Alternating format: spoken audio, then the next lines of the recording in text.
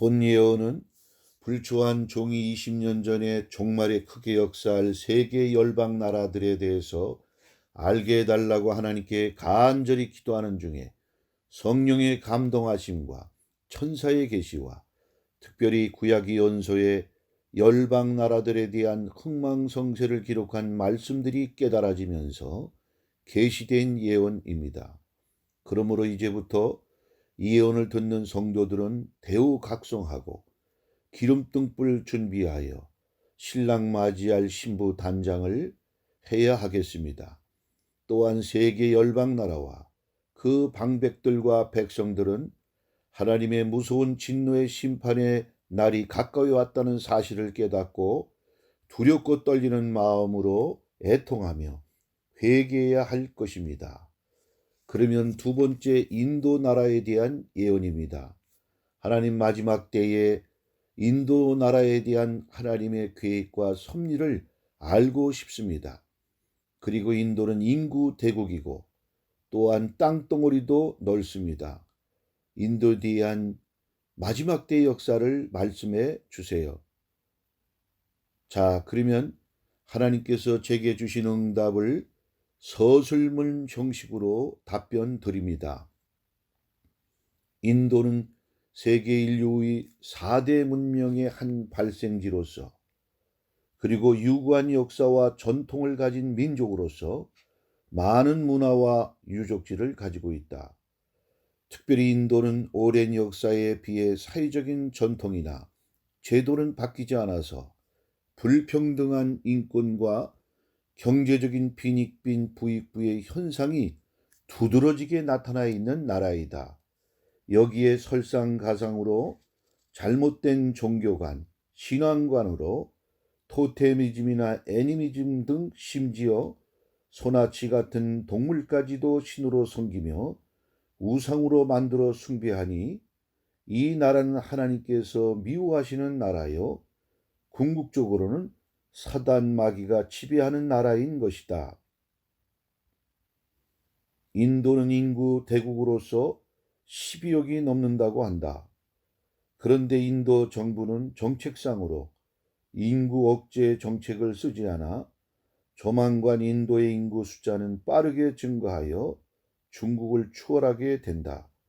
그러면 세계에서 인구가 가장 많은 나라가 될 것이다. 그리고 인도는 인구도 세계에서 제일 많은 나라이지만 우상 숭배나 신들을 섬기는 일에 있어서도 세계 제일이다. 그래서 인도에는 각종 동물이나 사람들을 형상화하여 우상을 만들어 섬기는 일뿐만 아니라 신의 종류도 너무 많아 3억 개나 된다고 한다.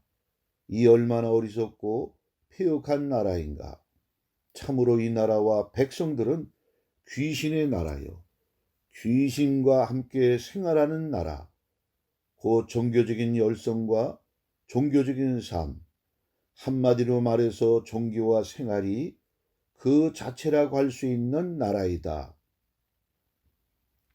특별히 세계적인 종교도 네 종류나 발생시킨 나라로서 힌두교, 불교, 자이나교, 시크교 등 종교의 왕국이라 할 만큼 종교의 열성적인 나라이다. 그리고 이에 더해 인도 종교는 종교적 제의와 수련 등에 대해서도 많은 이론과 지식을 축적해 놓고 있어서 열성을 가지고 종교 생활을 하게 되면 신비적이고 기이한 현상들을 수없이 체험하게 되는데, 사실 그러한 일들은 현실 세계에서는 경험할 수 없는 기적과 같은 특이한 일들이며, 또한 그러한 현상들은 영계 사단 마귀나 귀신들하고 접촉하여 그 교통함으로 나타나는 현상이다. 인도에는 요가를 비롯하여 명상, 선 등 가지각색의 고행이나 정신수련법을 통해서 인간을 초월적인 상태로 몰입하게 하여 모든 번뇌와 고통 등, 또한 인간의 연약함을 뛰어넘어서 마음과 정신적 행복과 평안, 기쁨을 찾아서 누리려고 한다. 그러나 이러한 일들은 임시 변통의 감각적이고 쾌락적인 해소여 정신적인 착각일 뿐이지 결국은 공허와 무상함으로 끝날 어리석은 짓이다. 인간의 모든 고통과 난제는 인간이 범죄한 후 하나님을 떠난 결과로서 인간 스스로가 해결할 수 없는 것이다. 그러한 모든 난제를 해결할 수 있는 방법은 오직 인간이 하나님께로 돌아가는 길뿐이고 또한 하나님을 만나는 길밖에 없다고 하는 사실이다. 그러므로 인간의 종교적 열성과 몸부림은 한낱 불나방이 활활 타오르는 불 속에서 빠져나오려고 날개짓하는 것과 같고 또한 그 종교적 열성과 몰입을 통해서 얻어지는 체험과 환희는 마치 아편 중독자가 뽕을 맞는 것과 같다. 참으로 인간의 힘과 노력과 수고는 헛되다고 하는 사실을 인도 국민들은 하루속히 깨닫고 하나님 앞에 빨리 회개하고 돌아와야 할 것이다.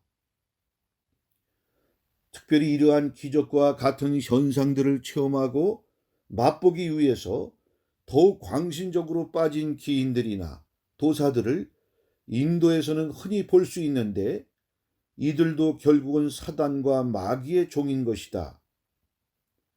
그러므로 사단 마귀는 이렇게 역사하기 좋은 종교적 토양과 바탕 위에서 사는 인도 땅과 그 국민들을 자기 백성으로 삼아 종말기에 이르러 큰 일을 저지르게 되는데 먼저는 인도 국민들이 마지막 때에 나타날 적그리스도의 출현을 적극적으로 환영하고 그를 지지하게 만들 것이고 또한 이보다 깜짝 놀랄 일은 적그리스도와 함께 전 세계를 사단 마귀의 나라로 완전히 장악하기 위해서 계시록 13장에 나오는 거짓 선지자가 인도에서 출현하게 된다는 사실이다.